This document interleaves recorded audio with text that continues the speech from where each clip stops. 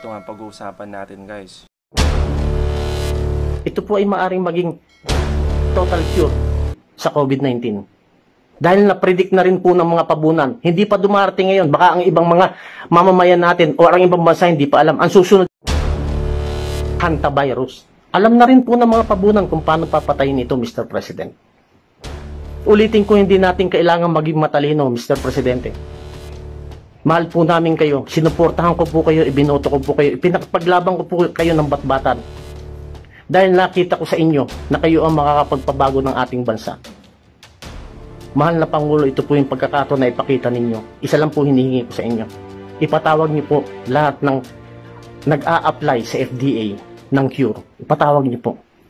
Ipatesting niyo po ito agad sa mga taong nangangailangan ng gamot.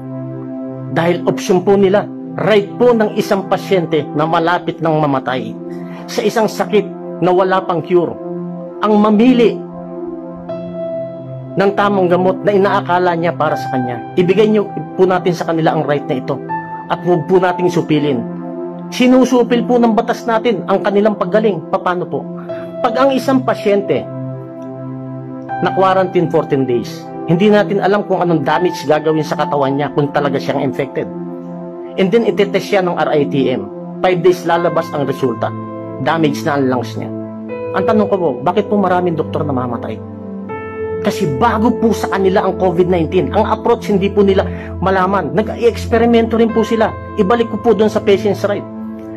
Marami po sa atin sa PNP sa Krami. Pumunta po kayo, Mr. President. Sasamahan ko po kayo. Marami po doon, mga general. May mga rango, rank and file. Nakikiusap, gumagawa ng sulat.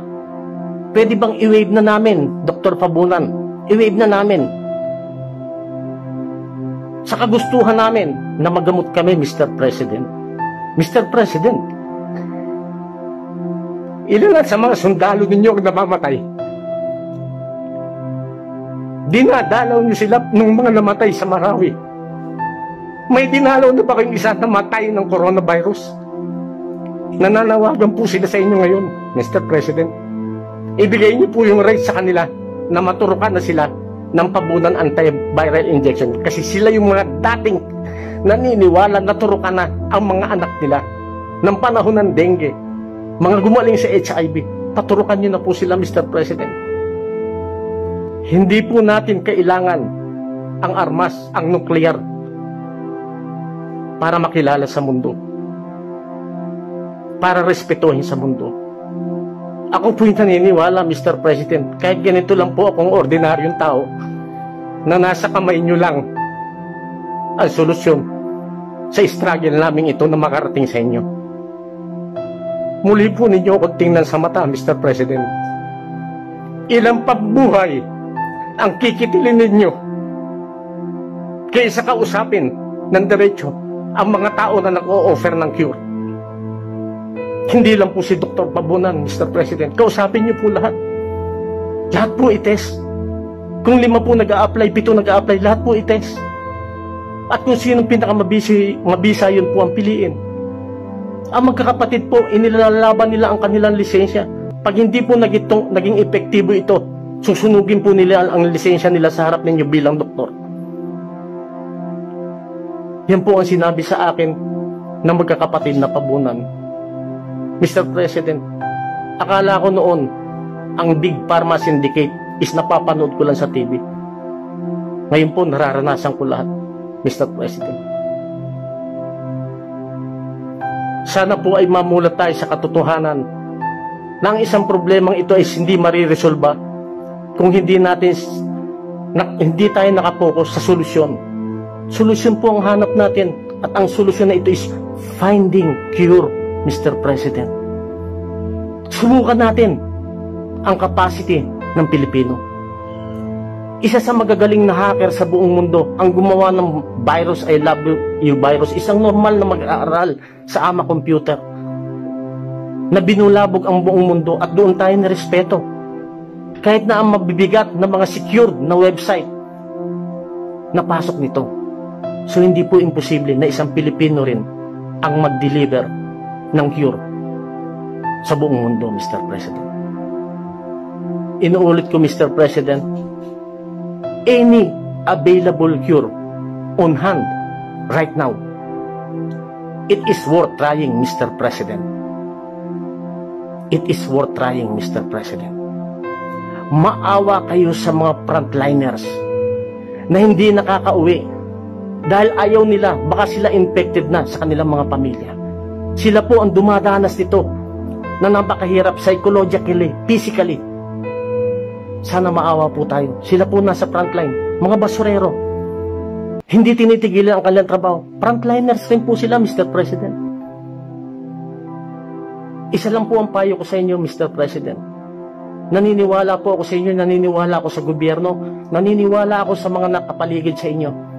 Dahil hindi po tayo aabot ng ganito kung hindi tama ang ginagawa ninyo. Tama po ang ginawa ninyo. Tama pong approach. Kaya ang number natin is maliit kumpara sa ibang bansa ng mga na-infect at mga namatay. Isa pa pong advantage natin dahil archipelagic tayo in nature. Mga isla-isla po ang bansa natin. Yun ang lamang po natin. Hindi kagaya sa kanila na isang buong mass of land. Kaya ang pag-spread is malawak at malaki. Mr. President, sana po'y maunawaan ninyo ang simpleng panawagan ko sa inyo. Puntahan niyo po personally ang lahat ng nag-o-offer ng solusyon. Kasama ang DOH, kasama ang FDA, kasama ang RITM, kasama ang PITAC, kasama ang DOST. Ang PITAC po is create nung panahon ni Flavier. Baka hindi niyo po alam. Himayin niyo po ang batas, Mr. President. Baka doon pwedeng pumasok yung invention nila Dr. Fabunan. Dahil alternative yun, na ang basihan rin is yung traditional medicine. Bakit ginawa ni Mr. Flavier yun? Baka may nakita sila na darating ang panahon na mangyayari ito at mapabilis ang approval. Wala po bang nagsasabi sa inyo na meron tama law? Yung Traditional Alternative Medicine Act natin, na ngayon ang departamentong mahawak is PITAC, although under siya ng DOH at saka ng FDA. Mr. President, marami pa akong gustong sabihin sa inyo. Pero huli na ang panahon. Kasi dito, Mr. President, pantay-pantay na tayo lahat. Maging presidente man kayo, vice president, senador, congressman, mga governor, mayors, ordinaryong tayo, tao, pantay-pantay tayo. Anytime, Mr. President, kahit sino sa atin, pwede tayong tamaan ng virus. Maging open-minded po tayo. Mr. President, abogado po kayo. Mas alam niyo po kaysa sa akin at sa marami ko anong legality sa batas. Pero hindi po ito yung panahon na lahat ng batas kailangan natin sundin. Dahil mabilis ang action po ang kailangan rito. Your emergency power, ang remaining na lang is 2 months. Ulitin ko po, kapag hindi niyo po sinubukan ang only available cure on hand right now, wala po kayong mahahanap na solusyon, Mr. President. Wala po kayong mahahanap na solusyon. Hindi po yung sinasabi ninyong weakness ng mangungutang tayo sa ibang bansa. At pag wala na, magbibenta tayo ng ari-arian at pupunta kayo sa Luneta para magbiktik. Again, Mr. President, napakagaling ninyo. Dahil pinapakita nyong mahina kayo kung kailan nandun ang kalakasan ninyo. Napakagaling ninyo, Mr. President. Alam ko may solusyon na rin kayo naiisip. Pero sana, unahin ninyo ang kapasidad ng bawat Pilipino nang magbigay ng solusyon sa kinakaharap ng bansa natin. Unahin natin ang bansa natin at saka natin i-share sa buong mundo kapag napatunayan natin na ang gamot na nandito sa ating bansa is talagang suited para sa COVID-19 patient at mapagaling natin sila. Mr. President, maraming salamat sa inyo. Maraming salamat sa inyo. Sana po'y makarating sa inyo ang mensahe na ito. Sana ipag-aralan niyo pong mabuti. Puntahan niyo po personally. Or patawag ninyo sila Dr. Fabunan at ang iba pa na nag-o-offer ng cure sa kinakakaharap nating malaking problema sa ngayon. Maraming salamat po, Mr. President, at mabuhay po kayo.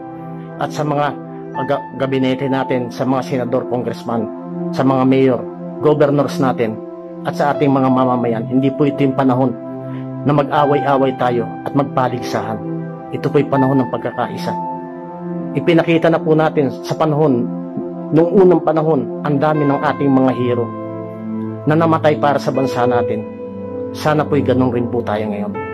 Ako po, Mr. President, itinalaga ko na ang buhay ko. Kung sakali man ako'y masasawi sa struggle papunta sa inyo, so be it, Mr. President.